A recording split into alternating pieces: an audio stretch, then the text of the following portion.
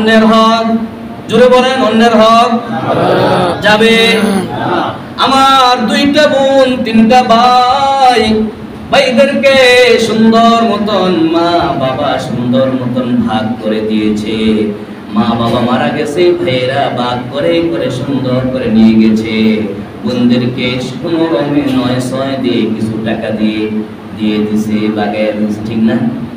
আবার বোনেরাও চিন্তা করে আমরা যদি এখন ভাইদের কাছ থেকে সম্পদ বুঝিয়া নেই, আমার ভাইদের কাছে যদি আমরা পরবর্তীতে আসি আমাদেরকে আদর করবে না, আমাদেরকে যত্ন করবে না, আছে না নাই? এই জন্য বোনেরাও ভয় নেয় না, বোনেরাও ভয় নেয় না। আবার বলে বোন আমাকে তুমি তোমার সম্পদটা লিখে দাও। ওই বোন ভাইয়ের দরদ রেখে ভাইয়ের উপর ভাই রাগ করবে, বলে ভাইকে লিখে দেয়, কিন্তু পরবর্তীতে বাগিনারা আর দেয় না। হয়নি? কেন দিব? তাদের প্রাপ্য, তাদের অধিকার। এই জন্য বলছে কেউ যদি এক বিঘত কারো জমি দখল করে খায়, রাসূল সাল্লাল্লাহু আলাইহি ওয়াসাল্লাম বলেন মান আখাযা শিবরন, কেউ যদি এক হাত দখল করে খায়, মিনাল আরদি জুলমান, এক হাত পরিমাণ যদি কারো জমিন দখল করে খায়, ওই কাল কিয়ামতের দিন আল্লাহ তাআলা তাকে সমস্ত জমিন কাঁধের উপর উঠাইয়া দিবেন। এই বলছেন আল্লাহ রাসূল। এই জন্য আল্লাহ তাআলার হাবিব বলেন, একটা কিতাব আছে সিলসিলাতুল সহিহা, আস-সিলসিলাতুস সহিহা, 1733 নম্বর হাদিসের মধ্যে রাসূল বলেন যে কিয়ামত যে সর্বপ্রথম তোমাদের ধর্মের মধ্যে উঠে যাবে, আউয়ালু মা তাফকিদুনা মিন দীনিকুম আল আমানা, বলে সর্বপ্রথম তোমাদের ধর্ম থেকে উঠিয়ে যাবে, কি উঠিয়া যাবে? বলে মানুষ তোমার কাছে আমানত রাখবে, তুমি তোমার নিজের মনে কইরা খেয়ে ফেলবা। তোমার কাছে মানুষ একটা জমি তোমার কাছে বন্ধক রাখবে, তুমি নিজের মনে কইরা খেয়ে ফেলবা। কে বলছে? আল্লাহর হাবিব। এই জন্য ভাই মানুষের হক নষ্ট করা যাবে না।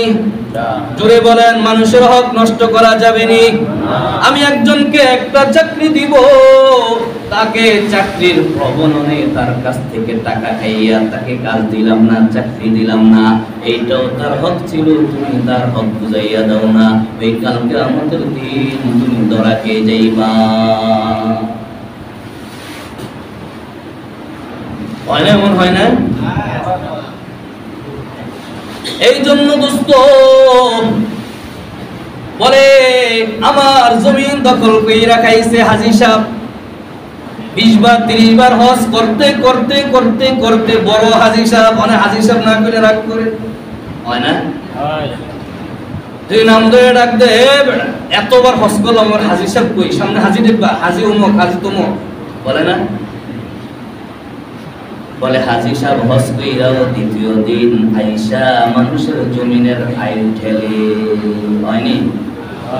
এই জন্য কাল কিয়ামতের দিন যে ব্যক্তি মানুষের হক মেরে খেয়েছে, যে ব্যক্তি মানুষের উপর জুলুম করেছে, যে ব্যক্তি মানুষের উপর অত্যাচার করেছে, বেইনসাফি করেছে, ওই কাল কিয়ামতের দিন সে দেখবে সে হজ করতে করতে, নামাজ পড়তে পড়তে কপালে কালো দাগ ফালাইয়া দিছে, নামাজ পড়তে পড়তে পড়তে পড়তে কিয়ামতের দিন তাকাইয়া দেখবে অনেক অনেক সওয়াব নিয়ে চলে আসছে। আল্লাহ তাআলা ডাক দিয়া বলবে হাজী সাহেব চলে যাও জান্নাতে। যখন জান্নাতের দিকে অগ্রসর হবে একদল লোক চলে আসবে, আল্লাহ আমি ওই লোকটাকে চিনি।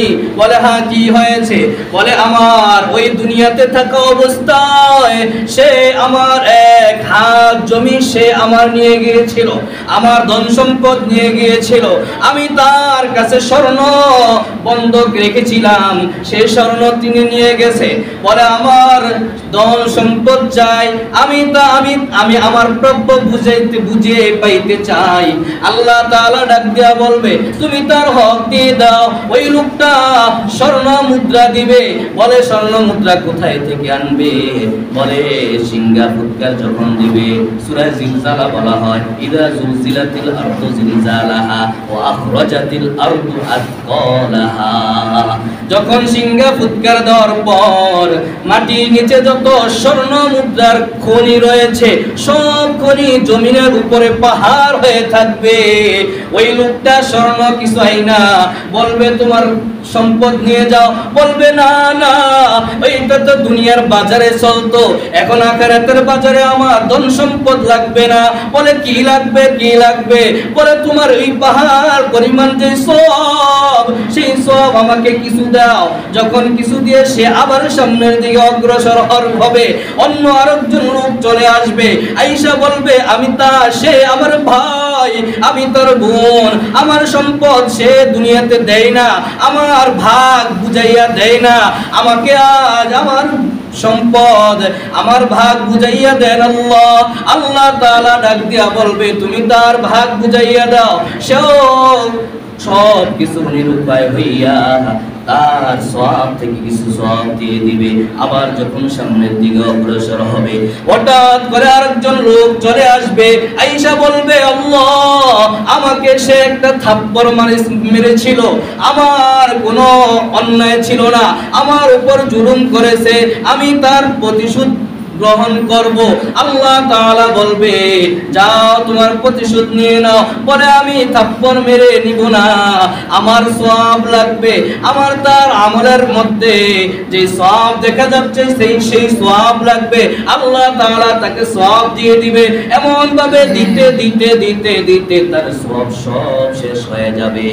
আরেকজন ব্যক্তি দৌড়ে আসবে, আয়েশা বলবে আল্লাহ আমিও তার থেকে আমার কাছ থেকে সে টাকা ধার নিয়েছিল, আমাকে টাকা দেয় না, আমি আমার অধিকার চাই, আমি আমার অধিকার ফিরাইয়া চাই, ফিরাইয়া নিতে চাই।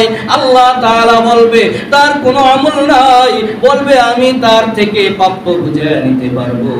ওই লোকটাকে যাইয়া বলবে আমার টাকা দাও। বলবে ভাই আমার তো কোনো আমল নাই, তাহলে আমি তোমাকে আমার প্রাপ্য কিভাবে দিব? আল্লাহ তাআলা দাঁড়াইয়া থাকবেন সামনে, তিনি বলবেন আমার কোনো সব প্রয়োজন নাই, আমার কাঁধের মধ্যে যেই গুনাহ আছে ওই গুনাহ তুমি তোমার কাঁধে নিয়ে যাও, আমি জান্নাতে চলে গেলাম। এই জন্য ভাই পরের হক মেরে খাইলে সওয়াব না গুনাহ? জোরে বলেন। বিপদ না শান্তি? এই জন্য দোস্ত পরের হক যদি মেরে খাই, যদি আমরা হাজারো নামাজ পড়ি, হাজারো বার হজ করি, হজেরও সওয়াব হবে, নামাজেরও সওয়াব হবে। বলে জাগা মতন যে ধরা খেয়ে যাব, ঠিক না?